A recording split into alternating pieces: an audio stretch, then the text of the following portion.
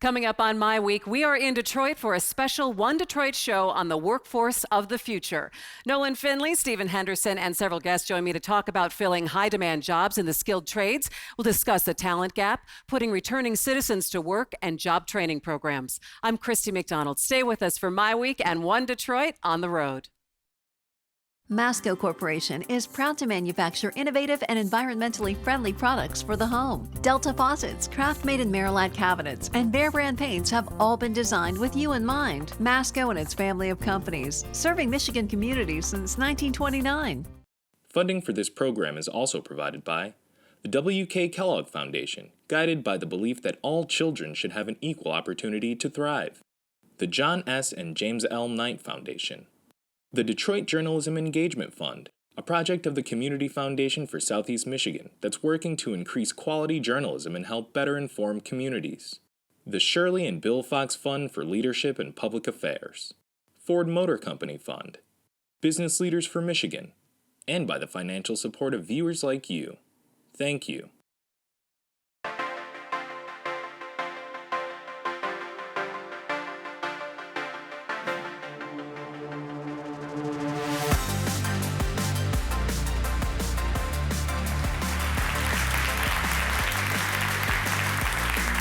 Hi there and welcome to MiWeek. Thanks so much for joining us. I'm Christy McDonald. We are on the road in Detroit for a special One Detroit hour-long show about preparing our workforce for the future. We are at Randolph Career and Technical Center on Hubbell. It's part of the Detroit Public Schools Community District, and it focuses on training students for careers in the construction trades. I took a tour of the school this week with its principal. We'll show you that in just a couple of minutes. But first, here's what our conversation will focus on during the next hour. Research shows the future demand for skilled tradespeople in Michigan far exceeds the number of trained workers. We will outline the problem, its impact, and how best to address it. Plus, we'll discuss the opportunities available for young people and adults to get trained for jobs in the construction industry. Also, we'll look at the challenges that returning citizens face when they're looking for work. And we'll explore the ways that Detroiters can connect to the jobs of the future. We want to welcome our audience members who are with us here and make sure that you tell us what's on your mind at Twitter and Facebook. We are at MiWeek. So let's get started with our MiWeek contributors, Nolan Finley of the Detroit News and Stephen Henderson of WTET Radio. Hey guys, it's good to see you. Always out on the road with a good crowd here tonight. It's always fun. Yeah. You know, and I'm glad that we're talking about skilled trades and we're talking about the skills gap, because we hear it so many times when we talk about the future, not only of Detroit, but of the state, Nolan. Yeah, it's probably the most important challenge we face. This is a discussion that will dominate the Mackinac Conference in a couple of weeks, because there's a recognition, I think, at all levels that this state can't move ahead unless our workforce moves ahead. We have to train our people to take the jobs in the new economy. And it's also, but it's one of those things, Stephen, that this is a very large issue, and it kind of has a lot of different facets when you're talking about looking at youth, and you're talking about people who maybe have a GED or don't have a GED that can get into programs to get them trained for jobs that are available right now. Yeah, I mean, you think of what they're doing here, that's one important sort of prong of that, but there are a lot of other places and institutions that need to be more involved and more geared toward just getting young people to recognize the opportunity that exists in skilled trades. It's not the sort of stepchild of college prep. It's an equally attractive and in some cases lucrative career that you can follow. You know, one of the things, Nolan, is also you see all of the construction and all of the building and development that's happening in the city of Detroit right now, and even in the surrounding Southeast Michigan. And that's something tangible that people can see, or even young people can see, say, this is what my future can be should I get into a certain area. And when you think about the amount of money that's going in the ground, the amount of money that's in projects on drawing boards, billions of dollars, it's enough money to rebuild a solid middle class in Detroit if we prepare Detroiters to take those jobs. And the opportunities here are endless. There should be no one out of work in this city. But you take a look at all the different things that are involved. You can look at what the city is doing, but then you look at what nonprofits are doing, and then in conjunction with what the school systems are doing as well. And you've got to make sure that those efforts are coordinated, or else you're going to end up with a bunch of different things coming from all over the place. And especially when you're talking about the schools at the early grades, getting kids ready to do the work in places like this. I mean, we hear about that in the college prep high schools as well. Kids coming in somewhat behind. you still have that issue here at Randolph and the other Voc Tech centers around town. And so we've got to really focus on K-12 improvement throughout the city just to get people ready to be able to take advantage of the opportunity. And Christy, I mean, it's good to see, though, that our employers are recognizing their responsibility. They can't just stand back and complain that they can't find the skilled workers, the schools aren't producing the level of talent they need. This place we're standing in now, Randolph Center, is here largely because the business community stepped up and put a lot of money into it. And we're seeing those kind of efforts all over the region. I think that's essential. Yeah, it's part of the story that they have to say, well, look, if we need openings, we can go here and train these kids or give them the opportunity. And then that really opens up for kids who haven't had the exposure to see what they can do or what's even out there, what even the possibilities are. Yeah, you go to a lot of neighborhoods and talk to young people. They have no idea about the availability of this kind of opportunity at someplace like Randolph, or about the careers that come behind it. I think there are going to be some things that happen in the city over the next 6 months to a year, in fact, that are going to change that. It's going to be more visible to people in neighborhoods that haven't seen it. But right now, there's still that gap of just recognition. And I think really the key is this coordinated effort, the coordinated response. You know, I spoke with a lot of the kids who were here. I spent an afternoon and went into some of the classes and saw what they were doing. And they said it was interesting because they tell their friends about it. And then that's how they get some more interest, because there is sometimes the perception of, oh, I don't want to do that, or, oh, that can't be for me. But once they start telling their friends about it, they draw this interest, and then they get more kids that want to come. Yeah, well, and once they get through and see that there are jobs waiting on the other end, that's the thing that will really start to pay off for kids in the community, and for word of mouth, right? You see somebody who's got a really, really great job because they went through a place like this, it makes you, I think, want to do the same thing. Yeah, well, you know, here at Randolph Career and Technical Center, students earn a high school diploma while getting hands-on experience in high-demand fields such as carpentry, masonry, and plumbing. Principal Krista McKinney-King took me for a walk around the school. She showed me how students are learning skills that will make them employable right away. Take a look. Okay, gotcha. This is our carpentry classroom. I will not say that I was a huge proponent of building this house. I'll be blatantly honest with you. Well, you know, we had this great renovated classroom and they took up over half of it with the house. But what I will say is that I wanted to make sure that the kids, whatever they learned, they were going to be able to apply. And admittedly, the kids have a ball with this. They do. Yeah. Like, this is what they live for. This is like what attracts them. They love to see what they're able to create. They love to. I was just going to say, the fact that it's right there in front of them. I mean, they see the fruits of their effort. How many students you have right now? So we have 250 students right now. We have our construction trades program, which is inclusive of carpentry and masonry, plumbing and pipe fitting. We have our electrical program, heating and cooling. We also have CAD. We have our marketing program. So what's the most popular when kids come here and they say, I want to do? Carpentry, the construction trades. When the kids are up there hammering on the house and going on top of the roof and seeing something they actually build, it seems to really draw them in more. How do you build a program like this, and how do you make sure that kids understand what's available to them here? It's really about exposure to opportunity.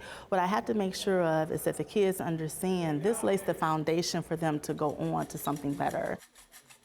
We hear so much about that skills gap, and that there's jobs that are out there for kids that may not go to college. And there's this opportunity for them to get into jobs or to see trades and say, I have a future here, and a good one, if I can be dedicated to this and at least learn it right now. Is this kind of program what we need to see more of? I think, you know, one of the things that we have to make sure of when it comes to addressing the whole skill gap is to make sure that our students are able to see that could be them. At the beginning of the school year, when I asked the kids to raise their hand to share with me if they know the different developments or have seen the different developments going on downtown, less than half of my students raised their hands. And that really struck home for me. We need to make sure that we really have these co-op and internship opportunities so not only they can see what's going on downtown, but they could be a part of building downtown. It's something that they have to understand. Apprenticeship is the next 4-year degree. I heard that and I said we're going to gravitate towards it. But more importantly, I want to make sure that once they get the opportunity, they embrace it. And so what I want to make sure of when it comes to addressing the skilled trades gap is that they understand that with the skills they gain at Randolph Career Tech Center, they are ready to go straight to the workforce if they choose to. And we're going to hear from some of those students a little bit later on. But you know, workers in the skilled trades are needed to fill more than 800,000 jobs in Michigan between now and 2022. That is the latest data from the Workforce Intelligence Network. But if the talent gap is not closed, economic growth in the state could slow down. Joining me now to talk about the skills gap are Jeff Donofrio. He's the Executive Director of Workforce Development in the city of Detroit. Jeff, it's good to see you. Alicia Merriweather, she's the Deputy Superintendent of the Detroit Public Schools Community District. Welcome, Alicia. It's good to see you as well. And David McGee, he's the Program Director at the Skillman Foundation. Welcome to all of you, David. It's good to see you. You know, so as we kick off this conversation, Jeff, I'd like to start with you and kind of just give us an overview when we talk about skills gap and specifically looking at the city of Detroit and what jobs need to be filled and what kind of unemployment we have. Can you give us a little bit of a big picture? Sure, happy to do that. So clearly we're here at Randolph for a reason. There's just thousands and thousands of jobs being created by all the development projects in Detroit. You look at what's happening downtown, you look at what's happening all across the city in infrastructure, the Gordie Howe Bridge coming online. We need to make sure that Detroiters can take those jobs, that there are people who have the skills, that have the resources to be able to connect with that opportunity. So when you look at Detroit as a whole, we have about 430,000 adults that live in this city, but only about half of them are actually employed. A whole bunch of them are out of the workforce, and certainly there are a lot of barriers that they face to get back in. Like what? So you can think about transportation. Obviously, the lack of a really, truly mass transit system that's regional here in Detroit is an issue. Housing insecurity, childcare, and of course, there's always the skills as well, the skills gap that exists. You know, a good example of this that we tried to help solve was driver's responsibility fees. So we identified this as a gap, you know, that over 350,000 Michiganders and 76,000 Detroiters had their license removed because they didn't pay their driver's responsibility fees. It was a tax that was put on top of a ticket by the legislature and the governor in 2003. Mm-hmm. That's $120 million worth of debt in Detroit.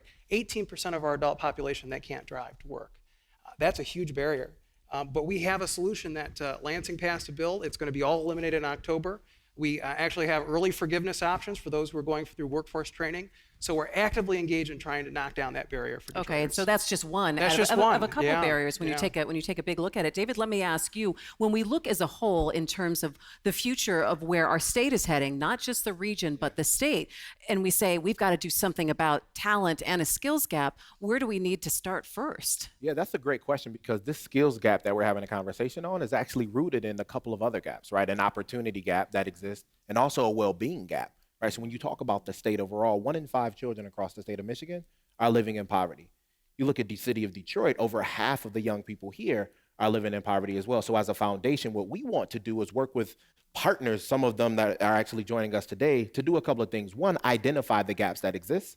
2, using our philanthropic voice to be willing to stand in the gap, right, and be a voice for the voiceless. And then lastly, provide some funding and resources to bridge those gaps and divides that exist. And I think that's what we were talking about a little bit earlier when we talk about now there needs to be a coordinated effort. You've got the city, you've got philanthropy, and Alicia, you know, looking at schools, because everyone will say, well, we've got to educate our kids, and if they're falling down on the job, they're not ready for the jobs of the future, no matter where they want to go. So what is DPSCD doing? So I think several things that have been mentioned are absolutely true. First, the alignment between business and education, the city, all of these entities coming into alignment, philanthropy, also all of those things coming into alignment to support children, young people, getting skills, getting education, and then moving on into the workforce. So we're talking about career and college readiness, and I think that is an incredibly important point to make. Is sometimes when we talk about college readiness, we tend to think that training that happens at a place like Randolph is not connected to that. It's the total opposite. Actually, there's great value in the training that happens here at Randolph. And whether students choose to go straight into the workforce or they choose to get their associates or another certification or go on to a 4-year degree, that should be their choice. And I think a lot of what we're really talking about here is an opportunity gap and making sure that students have opportunities and choices. And once you give students opportunity and choice, what they do with those things is really, the sky is the limit. But when we limit students' choices and we limit students' opportunities, we change the trajectory that they could have taken.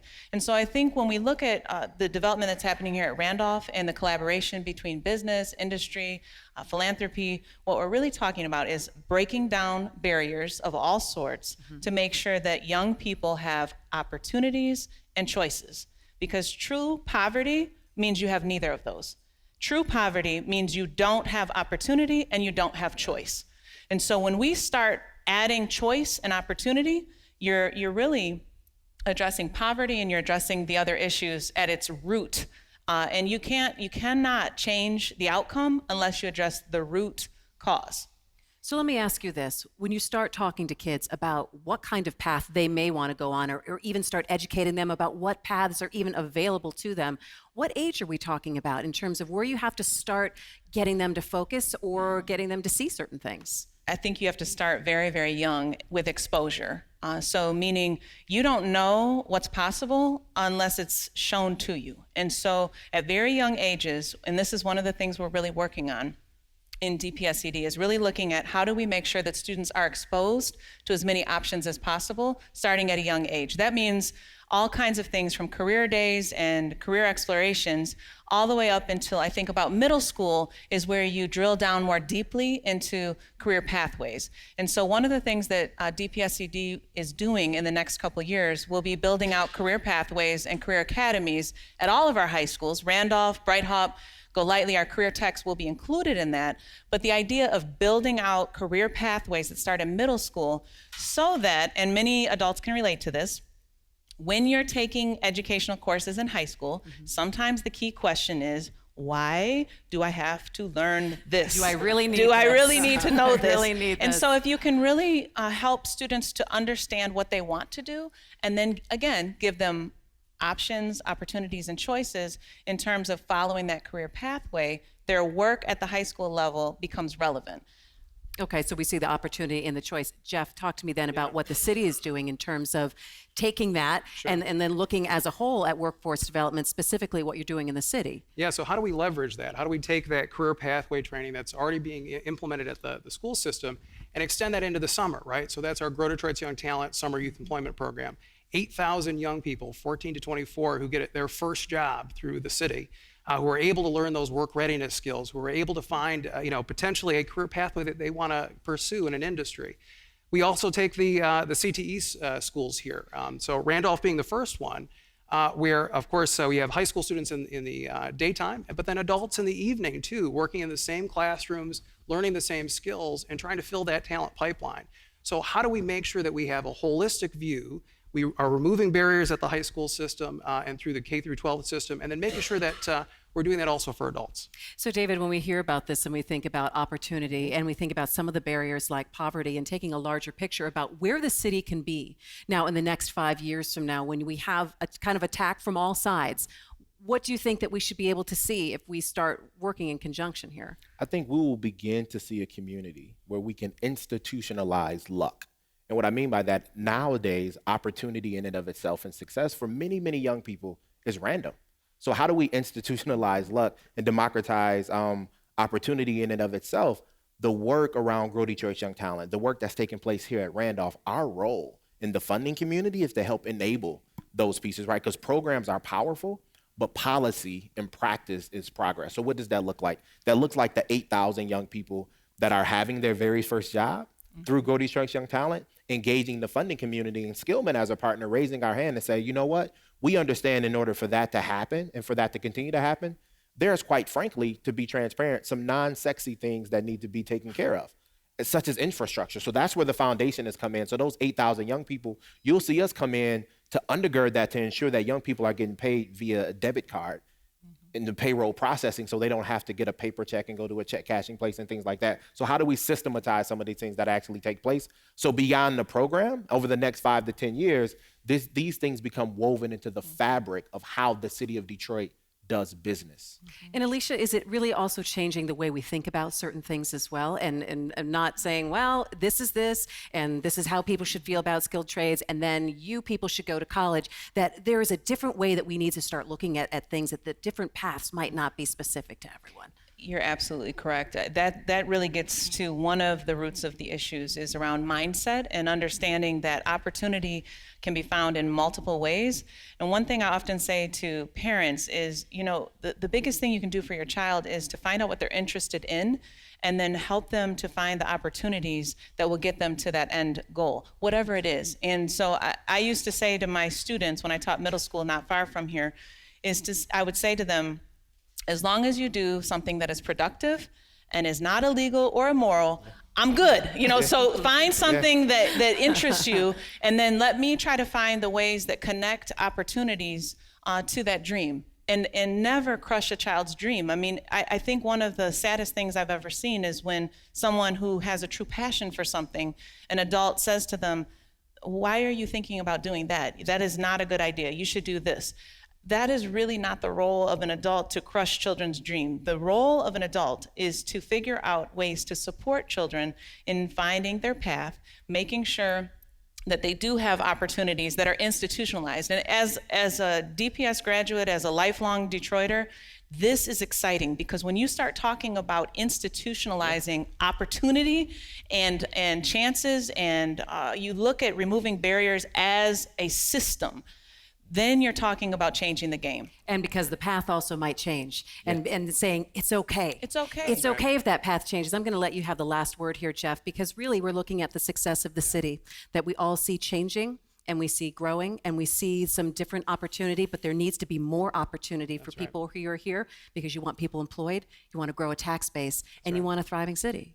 Yeah, I think, what we've all said is, right, talent is equally distributed, but opportunity is not. And so how do we systematize it? How do we make sure that the K through 12 system, the community college system, the workforce system that the city runs is all working together, leveraging each other? So we're giving the opportunity for Detroiters, young and old, to have a career that is going to be family sustaining, and that's going to make our city and them successful. All right, well, thanks to all of you. Our conversation is just beginning here. Making education and career choices can be difficult for many students, and typically a school counselor will help prepare them for the future. But at Southwest Detroit High School, an alumni success counselor is guiding students to success even after graduation.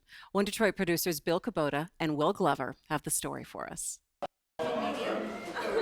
Cristo Rey High School in Southwest Detroit. Hi. Ooh. Stephanie Marl's class works on the resumes. First, we're going to do a peer edit. They're preparing for jobs and preparing for college. If you want to study abroad, if you want to get an on-campus job, you use a resume. They want to know information about you. When I was in high school, we had college counselors, and what they would do is help you get to college. And then once you graduated, you probably never spoke to them again, and by way of a 10-year reunion, you might not have ever gone back to your high school. Now, Morrow is a counselor too, but her job is to maintain contact with students after they leave campus. She holds a rare position. She's an alumni success advisor, helping graduates like Maria Salcido. Oh, we have the black on black thing going on. Give me a hug. Maria is coming in today because she took a year off of school. She graduated in 2017, and now she's ready to go back to school. So what are some of your goals that you want to accomplish today? Last year, Cristo Rey helped Salcido get a full-time job at an insurance company in Troy. I started working right after I graduated, so like the week after. At that time, I was already accepted at Henry Ford and everything.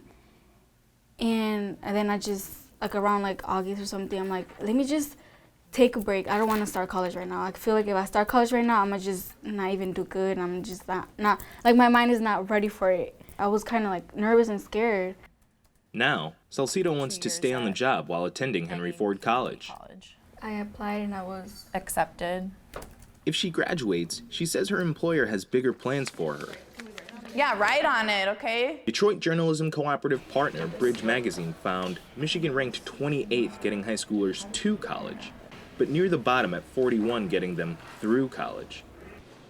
That puts Stephanie Morrow on the front lines, helping more finish college and improving the talent pool.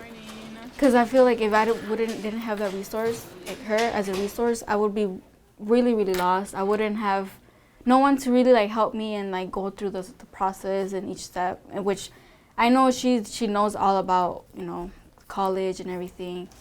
I think it's rare. I think what the counselor at Cristo Rey is doing is rare and extremely important. And Wayne State education professor Jennifer Lewis knows of a few other alumni success counselors at local charter high schools, but hasn't seen them at public schools yet. Let's use that Cristo Rey counselor as a model and think, how do we make that available to every child in Detroit and the region? As far as college enrollment in high schools are concerned, it's still more about getting them in than keeping them in. Once we got them into college, we thought we could sit back and take a big, deep sigh of relief and pat ourselves on the backs and say, hey, what a great job we're doing in K-12 education because we're getting different kids into college. But it's only now through watching them go through that experience that we're learning from the students. You can call me after 5, it's not a big deal. Okay. What is it they need to be successful?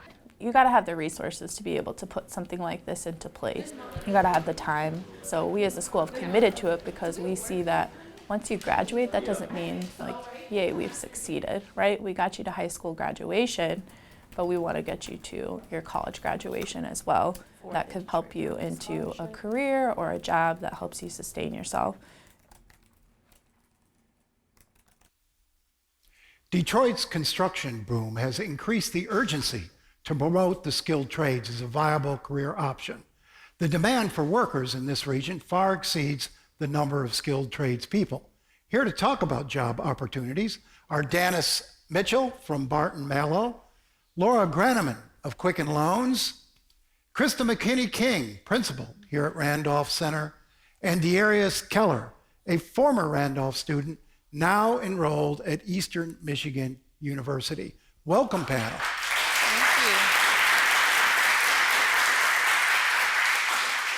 Dennis, I'm going to start with you. You're an employer, a builder, involved in many of the projects that are underway in this region. Talk to us about the challenge Barton Mallow faces and all builders face in building a skilled trades workforce here. Well, first I'll say that I'm also a Randolph graduate. Oh, congratulations. So Randolph is near and dear to my heart. Great place. And as a builder, I know we're experiencing a trade labor shortage nationwide. So I have the ability to work on projects, not just in Detroit, but all across the nation, and we're experiencing the same challenges. So what we're doing as an employer, Barton Mallow being a leader in our industry, we're identifying ways in which we can further engage with schools like Randolph and our developers to make sure that we have sustainable pre-apprenticeship programs on our project where we give clear exposure up front. So we've talked about opportunity and preparation throughout the show, but we want to make sure that we as employers are providing those real opportunities. Is it limiting to the growth of your business when you can't find enough workers to carry out the project you've contracted to do? Absolutely. So as a contractor, you can only take on as much work as your labor force can sustain. So in the event that you have 3 projects that may be out for bid and you only have workforce available for one, you have to pass on the other 2. So it creates some challenges, not just for the workforce themselves, but for the contractors as well. Laura, we talked a little bit in the opening about the responsibility of employers to meet this need. Talk to us about Quicken's efforts. Absolutely. So Quicken, right now, the family of companies has almost $4 billion in development, in our pipeline of development. That's new construction. And that's going to create tens of thousands of jobs in just construction, not to mention the permanent jobs that will be created after that. So for us, it is definitely about creating a workforce that is ready to take those jobs.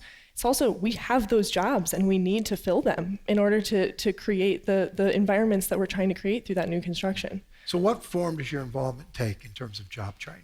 So we invest in places exactly like Randolph. We are an investor of Randolph.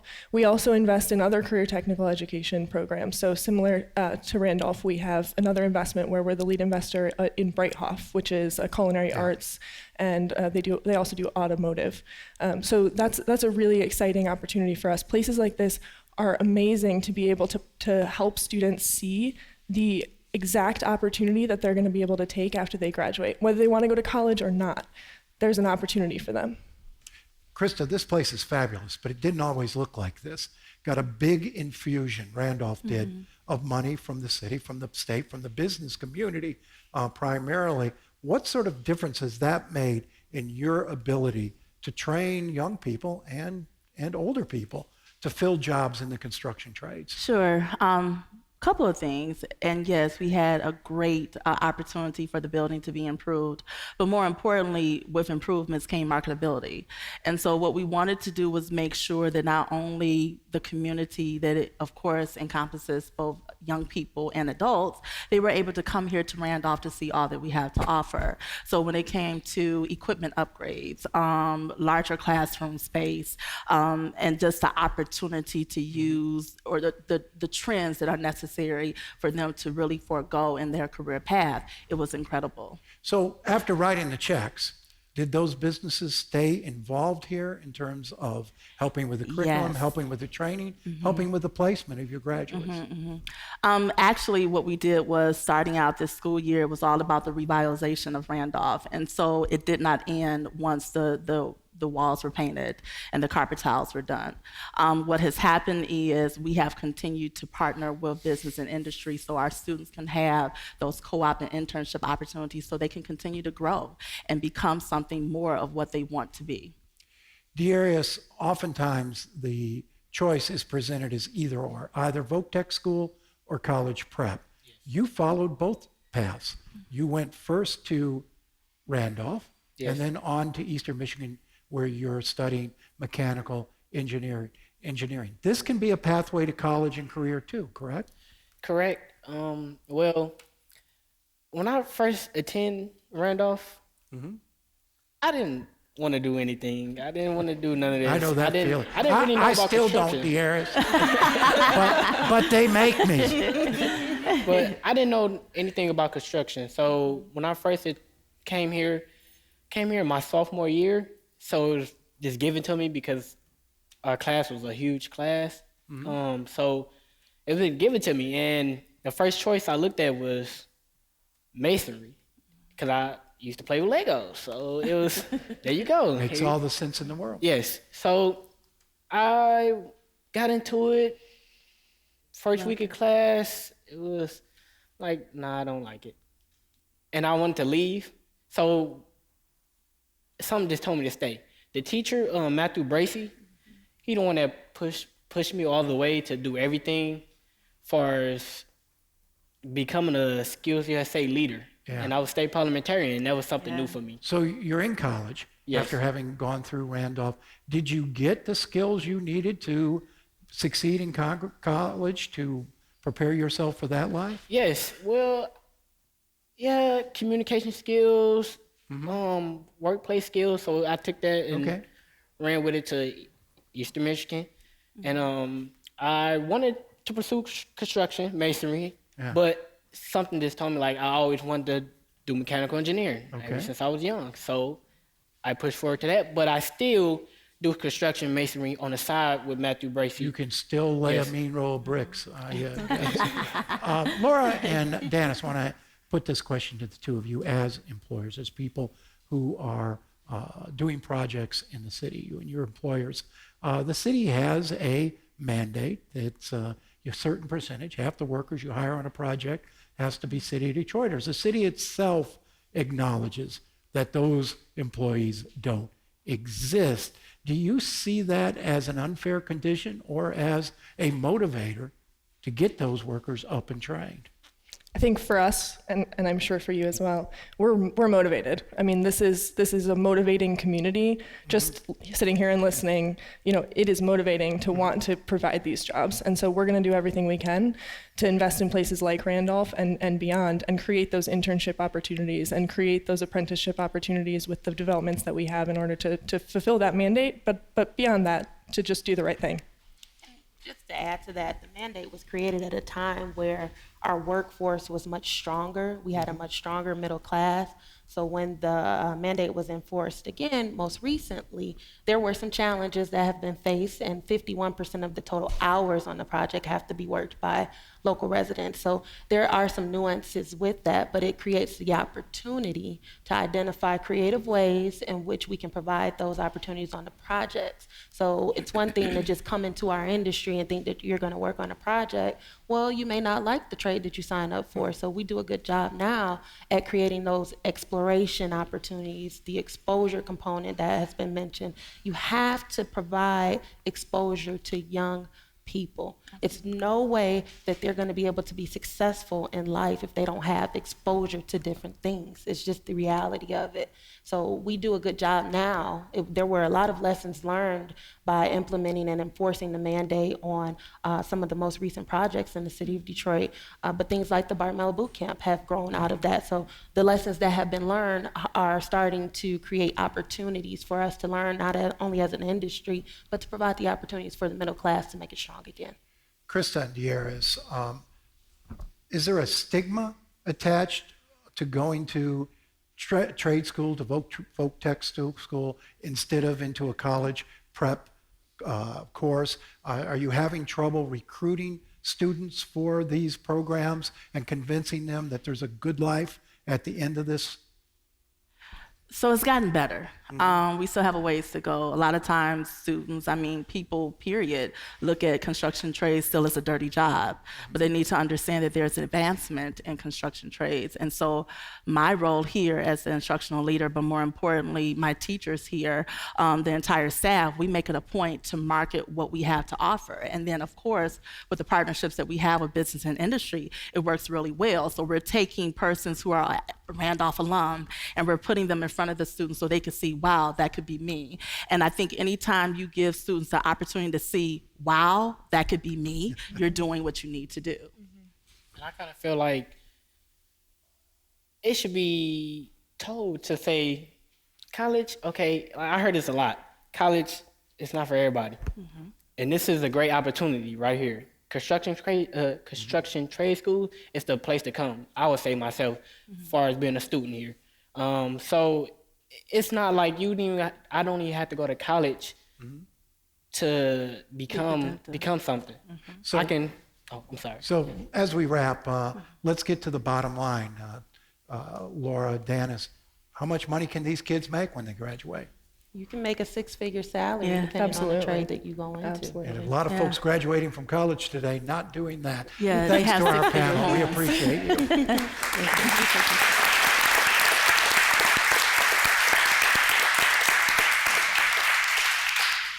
Sometimes there are challenges that can prevent a person from getting a good paying job. One of these barriers is having a felony conviction. Here's a One Detroit report. 34-year-old Nick Buckingham got out of prison 7 years ago. He's juggled jobs, family, and community service while studying social work at Oakland University. He graduates tomorrow. A lot of people have been asking me, who throws a party before graduation? This is how excited I needed people to come and just celebrate the moments of walking across that stage with me. And just counting those times, those hours and those seconds down with me. The same way I was doing in prison, counting those days down to come home. We think about incarceration and just sending somebody into prison, but 85% of those that are incarcerated will be coming home into our community. Buckingham served 7 years for armed robbery. He earned his GED behind bars. Once out, he enrolled in college thinking he'd become a psychologist, until a professor broke the news. She said, I would not be able to practice psychology in the state of Michigan because of my felony background. She said, Nick, you're the type of person that want to help somebody that's stuck in a hole, and you will jump in that hole with no way out. That's what we call a social worker. And I carry this photo around with me, right? The binder tells his story, his arrest, the job training certificates earned in prison, and background checks that kept him from getting jobs. I tried to get a job at Walmart after they said that they would hire me. They did the background check and decided not to hire me. And now we have to build. It's our time to build. A Sunday afternoon in Detroit, the Electrical Workers Minority Caucus is looking for ways to increase their membership. We have a rare opportunity now to rebuild our city. We're advocating for more minorities to come and to join these apprenticeship programs.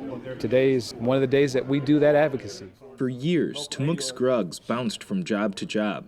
Now he's a sheet metal worker. I was an individual that had felonies, but I'm here now trying to make sure that I help provide opportunities for individuals to be able to transition out of that lifestyle into a more positive lifestyle. Scruggs says he'll earn $35 an hour, and so far, his criminal past has not been holding him back. He wants more African Americans in the trades. There's a tradition of tradespeople following their families into those careers. A very large majority of them are white. We pay $37,000 a year to put a person in prison. We only pay $7,000 for somebody to go to school. And one of the things that we as organized labor are advocating for is more programming for skilled trades programs in high schools so that people have the exposure. The trade should be another diversion away from that often talked about school-to-prison pipeline. Nick Buckingham is confident his 4 years of college will pay off. He'll keep counseling other returning citizens as he has been, but with more chances for professional advancement. Nicholas Buckingham. That word felony holds so much power, so much weight, that it can ultimately destroy your life. Look at some of the folks that's been in the news lately with the violence between citizens and police. And when that person is shot and killed and left dead on the street, one of the first things that we see is their criminal background, their felony background. Whether that felony background was 30 years ago or 5 minutes ago, they make sure to bring that up. I think it gets better once we can destroy the felony stigma.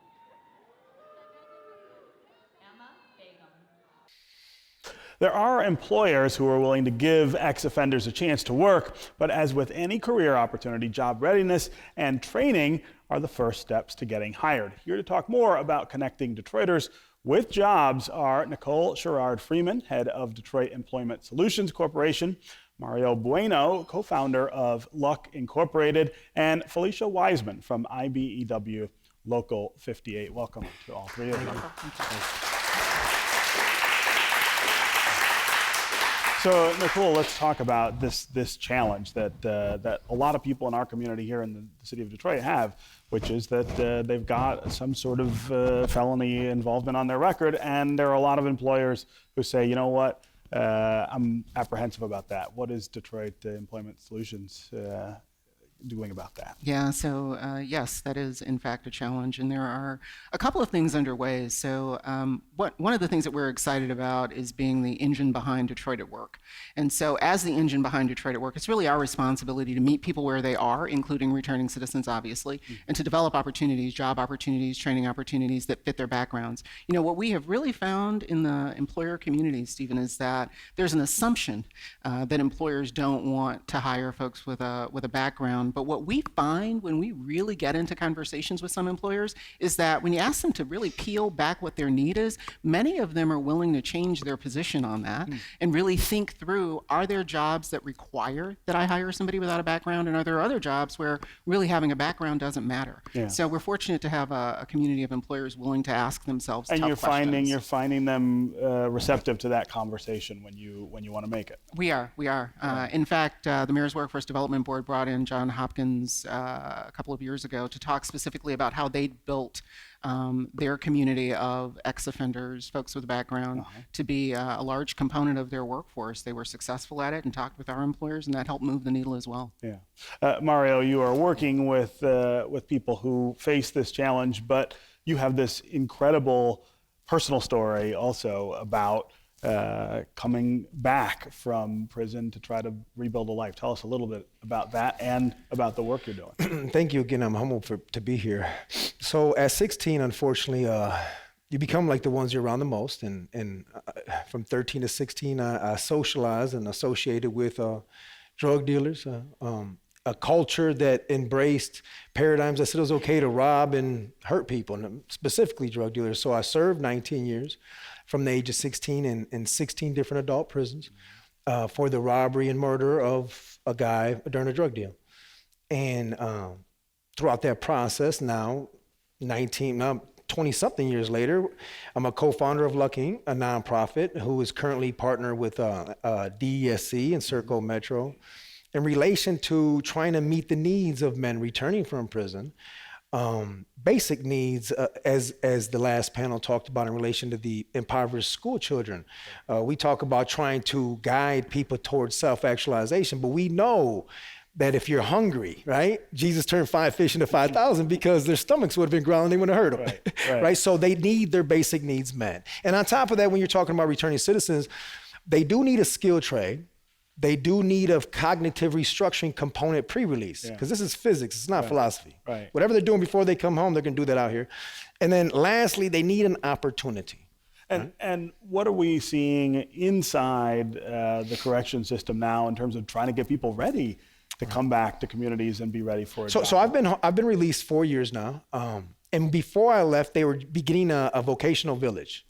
And the vocational village, I think this is a good example of what that I'm sure mirrors. I haven't gone back to that institution, but they've also started a second vocational village. The conflict I think that we run into is that the layperson, one who has not walked the proverbial mile, so to speak, I think they lack the understanding that while we do have thinking for change and anger management and all these different restructuring cognitive components in the Department of Corrections repertoire of programs, you teach them that program for 2 hours a week, but there's 168 hours in that week. Then we put them back into a culture and environment that don't respect the rules of engagement, the pro-social rules of engagement that we're trying to teach them. Felicia, IBW, of course, works with lots of people to try to get them opportunities. Talk about that component that involves returning citizens. Well, we don't have anything that precludes you from being in the trades. When you're filling out an application, just like with anybody else, there's a box there that says, are you a felon? You just need to be truthful and say, check that box that says yes. Right, but the box itself is sometimes deterrent, right? If I am somebody who's got a felony, I see that box, I think, this is not a job for me. Well, no, that's not true, because that does not stop you from getting into the trades. It may prevent you from being on certain work projects, but that's not all of the work projects. So when you let us know, yes, I am a felon, so when you say I won't go to a job, then we know, okay, this is why he won't go to the Air Force Base, because he has his felony on his record. He's not going to pass the background check, and we know that up front. And are you able to help negotiate that process for some of these returning citizens? I would think that, again, the awareness of that is one of the big issues. Yes, we, Local 58 itself, we have a program where we're going into Ionia, and they have the men there who are ready to return to society, and just working with them and letting them know the things that they need to do. We have a bigger problem with people being on drugs and not being able to pass a drug test than we do that you're a felony, that you have a felony on your record. So those things definitely are not, some people may think they're deterrent, but they're not. It only, like I said, prevents you from being on certain projects, but it does not prevent you from being in the trade. It gives you a leg up in most times. Nicole, awareness is one of the things that I think is really obvious from what we're hearing here in terms of what is available, but then it's also, identification of folks inside the correction system that we sort of need to get to still. That's right. And so Mario talked a little bit about Vocational Village. One of the other projects that we're really proud of is having actual services and training opportunities inside Ryan Correctional Facility and Macomb Correctional Facility, so that as guys are getting ready to re-enter society, we have a culinary arts program that runs inside the system that, starts to introduce people to careers and options and opportunities before they're out. Mario, you and I have talked before about the attitude of writing people off as young people when they make mistakes. That's another one of the prongs here, is this idea that you screwed up, so you're out, and you're out for good. Yeah, absolutely. It just serendipitously. So yesterday, as I was leaving a meeting to pick up a client of Serco and DSC, I was leaving a meeting that actually the topic was homelessness. And so I end up getting a flat tire. Long story short, I wasn't supposed to be in this gas station. And I see a young black man with 2 duffel bags. It was clearly late teens. So I fill my tank up and I walk over there and I break the ice because I don't know how to shut up, right? And so I say, do you need a ride? And I I introduced myself in that environment. It was a very high-risk environment. I know the rules of engagement. And he looked at me, he said, I'm gonna be honest with you, I'm homeless. I said, really? I said, well, look, I gotta pick up a client. We're gonna take him to the Muslim Center for therapy, whatever. And then you can just ride around, we'll talk. So I just sat and listened the whole time, and just, drew out, and I poured in. And towards the end of the night, I took him to the house that Lucky Inc. has just got. We're coming out of pocket to create an environment that's conducive to reintegration. Yeah. I mean, we believe in a belief system that says, the environment's so important. God spent the first 5 days creating and just one day to create man. So we're out there, he meets the whole crew, we're talking, and I take him to my car and I pull out a key. I said, this is your key. And he looked at me. He said, what do I owe you? And I got a little closer and I said, I went on a tangent on what he owes me, all intangibles, right? I told him, you're gonna succeed. You're gonna manifest the God that's in you. You're gonna become. Yeah. You're gonna find your gifting in your dominion and money will chase you. Yeah. And I said, then one day you'll be able to show someone else like Moses, right? He said, Mario, no one's ever done that for me. And I looked at him, I said, you know what? I've needed things like this. Right. No one did it for me. Now I'm gonna do it for you and you can do it for others. Point being is this, he's 19 with a 5th grade education. In Detroit, we're not talking about like Cambodia, you know what I'm saying? In Detroit. Yeah. Yeah. And so when do we literally live as if we are the church, or do we just go to church on Sundays, right? Yeah. So that's what we have to do. If there's a void, fill it. And then you'll figure out how you're gonna pay for it. A lot of the work is up front as opposed to on the back end. So thank you all three for being here. I appreciate it, humble. On Detroit. All right, Christy, back to you. Yeah, we're getting into that opportunity component that we talked about earlier in the show. I spent some time here at Randolph talking to some of the students going into the classes, and I asked them why they were here, what they were studying, what they really like to do here. This is what they told me. What does success look like to you, do you think? For me, it'll be a good electrician like my granddad, even better, really. And being able to work on like big projects on my own and with my own team, that'd be success to me. You see there's a lot of change in Detroit. There's a lot of construction right now. There's a lot of projects. Yeah, I would like to be a part of that. So why are you here? Why are you at Randolph? Because I'm trying to get a job after this, and I want to do this. So if you get a job you don't like, you're not going to want to do it. Tell me about the money. What can you make? I can make easily $41 an hour doing this, easily. But that's like after years of experience. I don't get that like when I first start. And then like some programs, like the apprenticeship programs, they pay for college, and like I don't even have to worry about college. How do we get more young ladies to come here, do you think? Because it's not like some girls just try to come here for the boys, but it's like the opportunity is like real fun. Like you learn new things, you go new places, and you meet new people. Originally, I wanted to go to school for construction management, so this just helps me understand the sides of construction and what you'll be doing on site, so I can better interpret what I'll be doing as future construction manager, superintendent, et cetera, et cetera. So you're already looking beyond high school at this point. So you have to. Once you're in high school, you got to start looking for it. The world forces you to. And I think what's really interesting about listening to those students is they all have different paths that they were looking at. Some people want to go to college after that, and some people say, no, I'm going to go right in the trades. My granddad was an electrician. I know that this is what I want to do. But I think we've kind of cracked here looking where we're going to be now in the next couple of years, and what kind of accelerated pace that we need to see from a lot of different facets, Nolan. Well, the urgency is that the jobs are here now. The opportunities and the money are here now. What's missing are the workers. And so you've seen what's happening at Randolph. Next, they'll go to Bright Hop, another vocational trade school on the west side here, where they'll train workers for automotive jobs, working as mechanics, et cetera, in dealerships. They'll train people for the hospitality industry, chefs, et cetera. And this will just keep adding on these partnerships between business and the schools until we get to the point where the Voc Tech system is fully up and running and churning out hundreds of workers a year to take these opportunities. And again, we are here in the city of Detroit, and we've been specifically focusing on what's happening in Detroit. But really, we need to take a step back and remember this is looking at the entire state of Michigan and what we need to be doing in terms of K through 12, in either looking at some college readiness paths or what other kids can study in terms of what's going to be out there for them. Right. No, I mean, we're way behind statewide on this issue as well, and that's really important in Lansing to get people focused on the way they have here.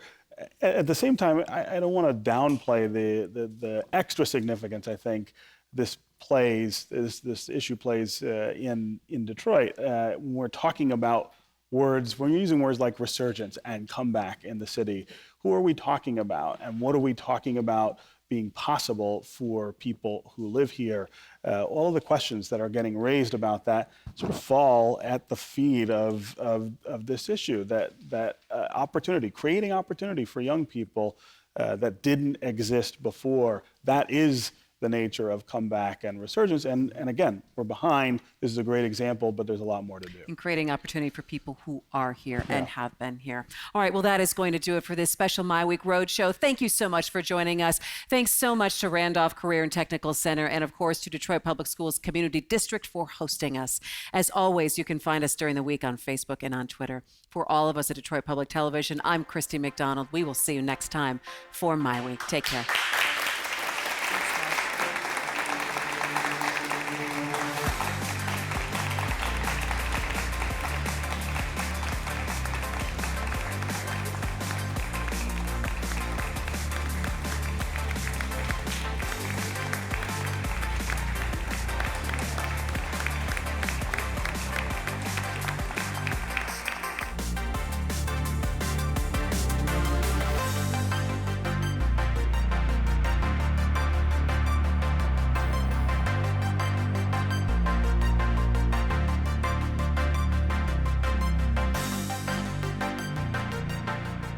Masco Corporation is proud to manufacture innovative and environmentally friendly products for the home. Delta faucets, Craft-made in Merillat cabinets, and Behr brand paints have all been designed with you in mind. Masco and its family of companies, serving Michigan communities since 1929.